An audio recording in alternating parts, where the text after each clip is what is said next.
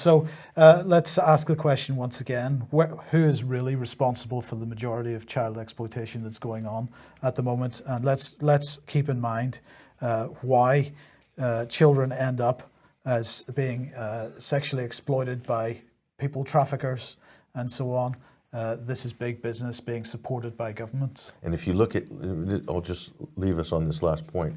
If you look at foreign policy decisions by EU member states, by the United States, sanctions imposed as well that are arguably more damaging than the proxy war in the long run on a country like Syria. And that has triggered and created a whole black market of human trafficking, organ trafficking, child exploitation.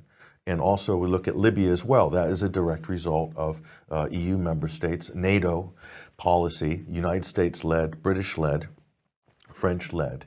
And the amount of child exploitation and abuse and all sorts of things with people as a result of those situations created by European governments, created by the United States, literally created those situations, enabled them to happen. And then they go and use one of these children, Bana Alabed, from Syria, and the United Nations are using her to promote their UN goals. J.K. Rowling is championing this young child. They've exploited this 8-year-old girl, Bana of Aleppo, to push a geopolitical agenda, to demonize the government in Damascus, to justify all sorts of policies, including devastating economic sanctions. Devastating economic sanctions that have fueled the migrant crisis, that have fueled hyperinflation, that have fueled unemployment, that have fueled the recruitment of terrorists and people into extremist militias. Sanctions has done that, denied people aid. Even UN aid is having trouble getting into Syria because of sanctions. And Bana, a child, is being used to promote that very policy, indirectly at least, by Western governments and by the United Nations. That's pretty shameful on Universal Children's Day. Well, let's bring in the next part of the decline of UK. This is orchestrated decline, of course. Was this wonderful headline by the Mail. Now I'm going to say credit where it's due, because this journalist is looking in the right area but still doesn't get it. So what's the headline? MI5 and police's inquiry into themselves finds they made no mistakes over 4 terror strikes in UK this year, even though terrorists involved were all on their radar. So the accusation is we've got the security services saying we're doing a great job, we're consuming billions of pounds, but we're doing a great job protecting the nation. But the attacks are still coming through, and then we discover after the attacks have taken place that the people have been known to the British security services for some time. So they are tasked with investigating themselves, and surprise, surprise, they find that they haven't done anything wrong. The Mail says, well, this is a bit like you marking your own homework. So this is some of the comments here. The conclusion comes despite a series of revelations about past fears over those who carried out the attacks in Westminster, Manchester, London Bridge and Finsbury Park. So it's not just once they made a mistake, it's been repeated time and again. Concerns have been raised that the reviews were carried out internally, and Parliament's Intelligence and Security Committee is now looking at whether to launch its own inquiry. And if we bring in the last one, which is really the key one, Labour MP Paul Flynn pointed out that the committee had only just been nominated and no democratically accountable body had been able to scrutinise the handling of the attacks. No democratically accountable body. So we have got a mercenary organisation now in here. Let's just bring in the meat of it, because to me this is key. We've got unaccountable, democratically unaccountable security services, but it's these same people that are now flagging up our children for life under their prevent anti-terrorism measures. Yes. Now we've been told this, we know this because some metropolitan police deeply concerned to discover that basically when the teams are going into schools and flagging up children as potential terrorists, that record is a security services record, it's not a police record. And yet we now see that the whole of this security system is, quote, democratically unaccountable. So well done to MP Flynn for pointing this out. Not so well done to the Daily Mail journalists for simply leaving the story hanging there without starting to bring people to account like Amber Rudd and Theresa May. And I'm just going to also remind people that, of course, it was the Conservative Party around Francis Maude, he was the central figure, that has linked British security services in extremely closely with Israeli organisations. And this includes, you can just see it top left on your screen, the Israeli Defence Force Unit 8200, but also Israeli universities that are fringe element for their own security services. All of this linkage put together around Francis Maude and the Conservative Cabinet Office without any single debate inside Westminster. So the unaccountable British security services now include those unaccountable links with Israeli security services. Now, we're going to start off with a subject we haven't covered too much on the programme, and that is Palestine. And we'll start off with this case, which is Ashraf Abu Rahma. He was arrested on the 27th of October this year. He was eventually appeared in court after his court case was held back several times. That resulted in being held with no charge up until the 21st of this month. And he's just been sentenced yesterday or the day before to 3 months in prison. He has to pay 5,000 shekels for supposedly throwing stones. So we're going to talk to a guest. So I'm delighted to welcome onto the programme Robert in Lakesh. Welcome to the programme, Robert. Robert is a journalist, political analyst, human rights activist. He specialises in geopolitical scene in the Middle East, particularly in Palestine. He's a regular writer for Al Masdar News. Welcome to the programme, Robert. Thank you. Thank you for having me. So you are currently in Canada. You've been in Palestine for the last 3 months or so, just recently back in Canada. Before we start with Ashraf, just give us some thoughts on the general situation in Palestine at the moment.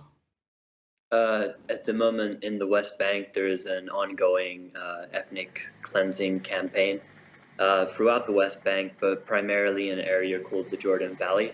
That's where it's most rampant, but they're constantly expanding settlements on Palestinian land and taking away Palestinian land and bulldozing Palestinian structure. And it's really not a very good situation for the people living there. They endure constant harassment by the Israelis. No matter where you go in the West Bank, and depending where you are in the West Bank, the occupation and the harassment manifests itself in different forms.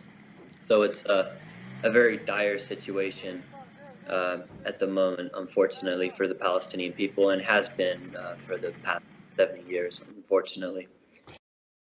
Of course, Ukraine is still in the mix, and some people beginning to ask who fired the shots in the last Ukrainian revolution. Are we getting a hint that some people are asking some serious questions? Because, I mean, there are similar questions being asked, for example, in Syria. Oh, absolutely, Mike. I'll have to be very summary here because we have a packed news and we could talk for a whole hour about this. What's happened is that an Italian news channel has discovered that there's been 3 Georgian snipers. I won't try to get the slides to stay on screen. People will just have to freeze frame and read. I'll summarize.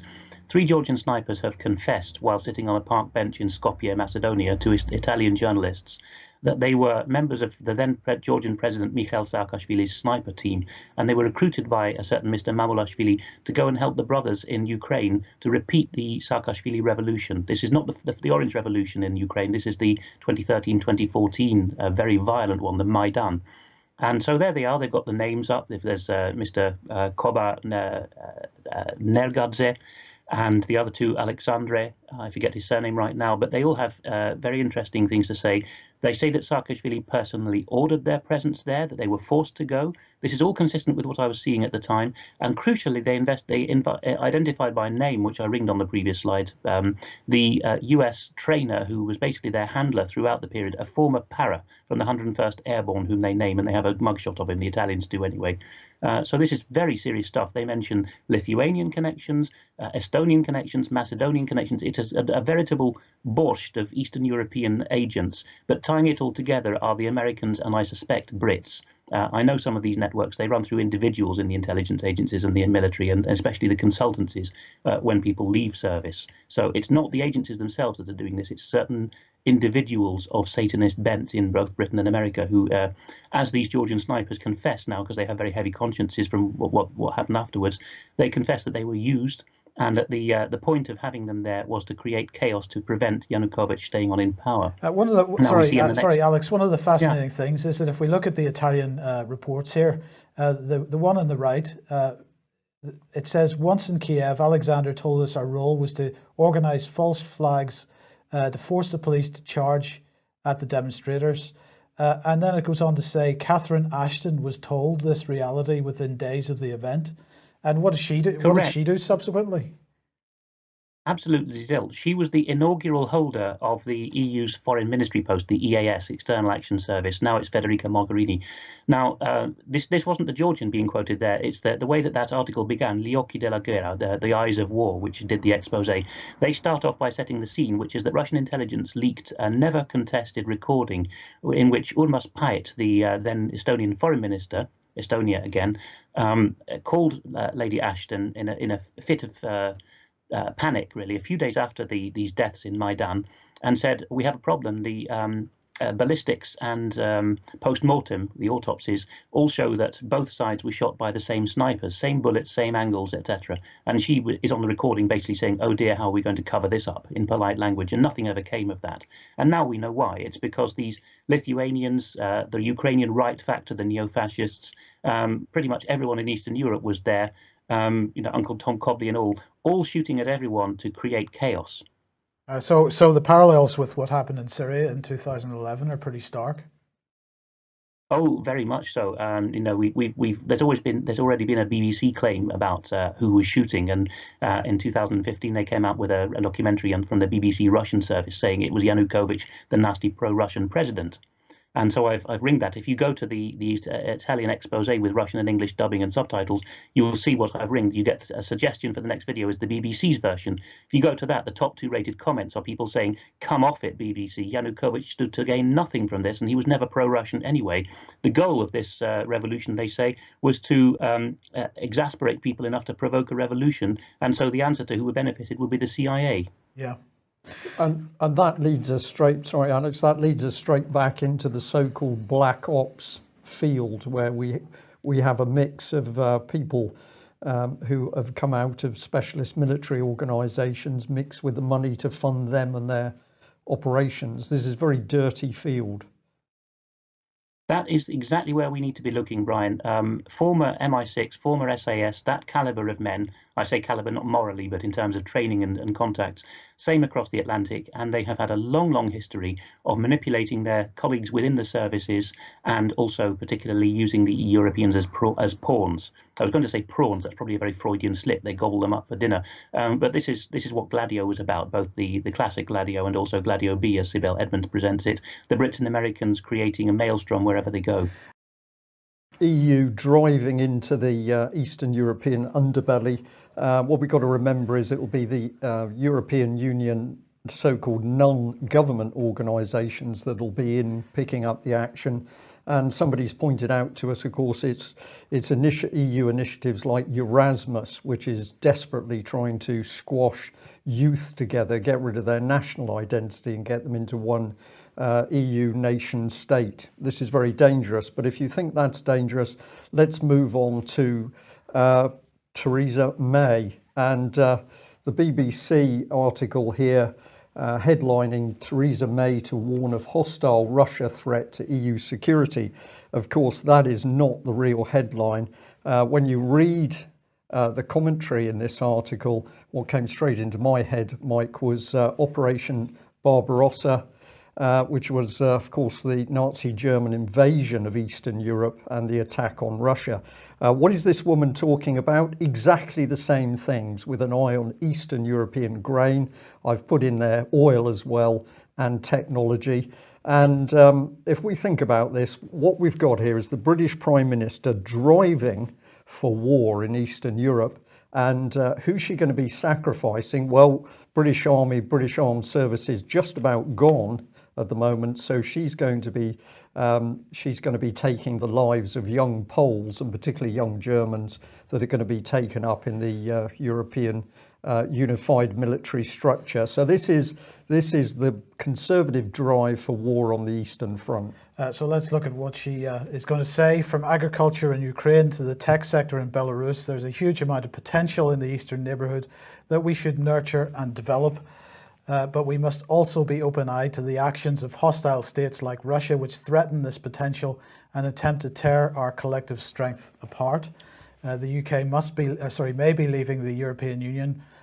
Is that may, as in possibly not? Yeah, the UK may be leaving the European Union, but we're not leaving Europe, and we are unconditionally committed to maintaining Europe's security. That's the word, unconditionally. There is no movement away from EU security. She is part of the unified EU military structure. So I thought we would just look at this tweet from Aaron Banks this morning, because I think that's quite timely. He says, what's the first thing you do with a new army? Of course, he's talking about the new European unified army.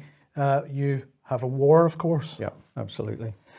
Well, in the meantime, the Russians not taking this lying down. So Putin was hosting a Russian Defense Ministry meeting yesterday. This is continuing a series of meetings with senior officials. With senior officials from the Defense Ministry and the defense industry. He basically saying, well, let's have a look and see what he had to say. He was talking about Zapad 2017, which of course was this military exercise in Russia, which was driving Western nations absolutely nuts. The exercise has exposed certain shortcomings. We must analyze them so as to propose additional measures to enhance mobilization readiness. He said the economic ability to increase the production of defense products and services quickly is a vital element of military security.